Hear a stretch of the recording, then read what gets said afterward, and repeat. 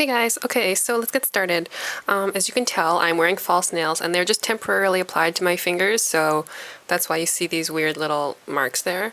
So just ignore that. The first thing we're going to do is we're going to grab a light blue, and I'm using Bahamian Escape by China Glaze.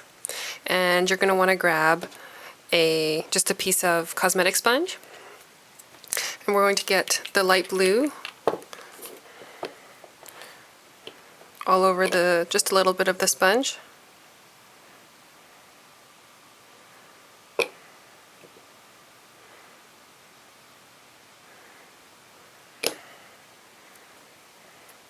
Okay, and we're just going to focus it on the tip of the nail and then have it fade up a little bit. About halfway, you don't want it going all the way up. And then we're just going to repeat this for all the nails. And one little trick that I like to do when I'm sponging, just so I don't get, when you first apply the nail polish on the sponge, it's really concentrated on there. So what I like to do is just dab it off, and I'm going to do this off camera, but I'm just going to dab it onto a piece of paper once, just to get like some of that excess nail polish off.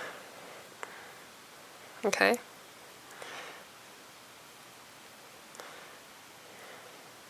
And it doesn't have to be perfect, so just keep doing that for the rest of your nails, and then we'll go on to the next step. Okay, so I finished that on all of my nails, and next I'm going to grab a black striper polish. I'm just using the Art Deco one, and I'm just going to create a little bit of an outline here. You want to make sure that there's not that much polish on your brush. Mine's getting a little goopy, but do your best. Okay, and I'm basically going to create sort of like the corner of a square, and try and make this as thin as possible.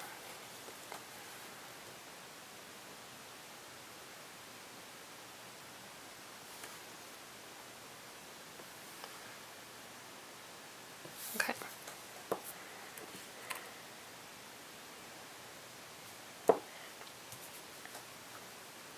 And they don't have to all be at the same spot, like some can be more straight on. So I'll take that a little further.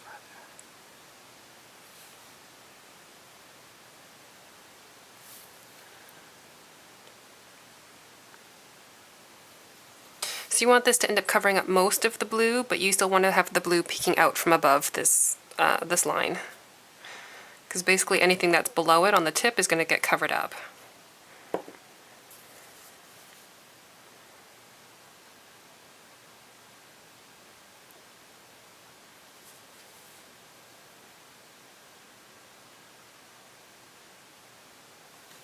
And the next thing you're going to do is take your second color. I'm using this one by Joe Fresh. It's only available in Canada, but it's sort of like a shimmery taupe.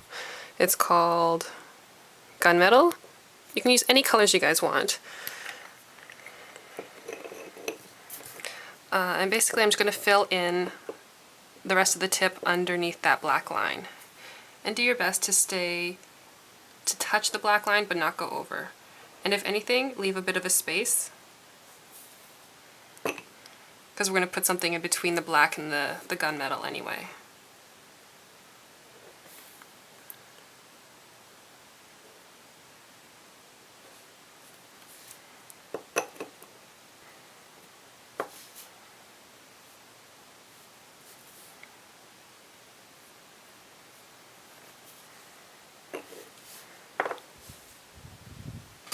Okay, and the next thing you do is grab your white striper polish.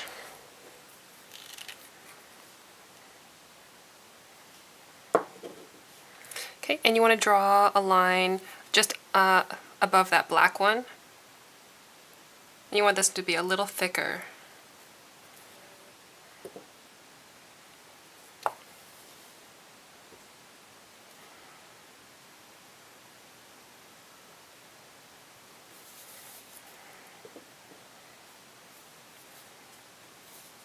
And this will cover up any mistakes that you made with the gunmetal.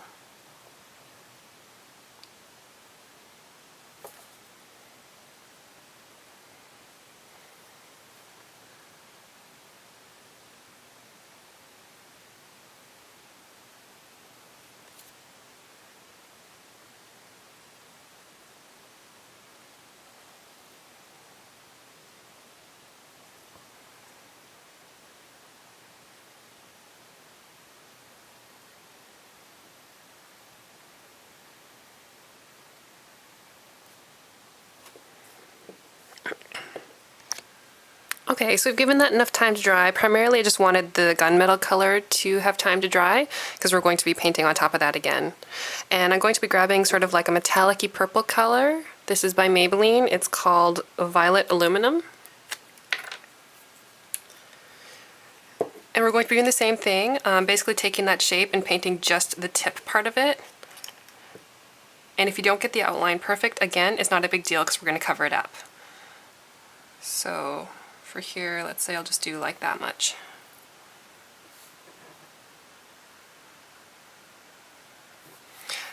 So you want to be able to see that gunmetal color underneath. I hope you guys can see it. I know it's really dark, but... Okay, and next we're just going to outline the purple with a clear polish because we're going to be applying some gold bullion beads. I feel like I haven't used these beads in forever. And you're going to grab a dotting tool or something to apply them with. You can use a toothpick, anything like that. Okay, so you just need to apply the polish right where you're going to be applying the beads. And you're basically just going to outline it with them.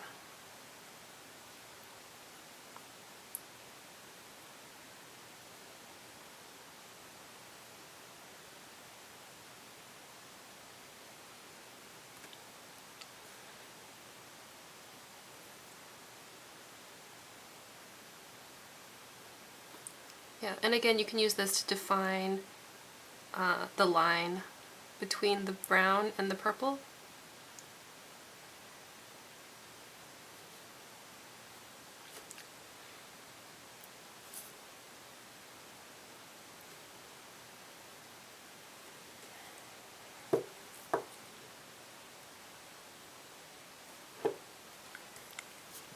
Okay, and I'm just going to finish that for the rest of my fingers.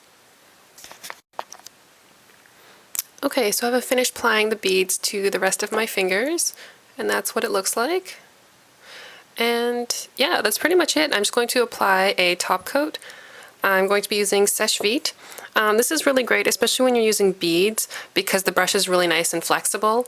So if your beads aren't quite set yet, it won't push them out of place. So I'm just going to apply my top coat, but you guys don't really need to see that. So that's it. I hope you guys enjoyed this tutorial, and thanks so much for watching. I'll see you next time.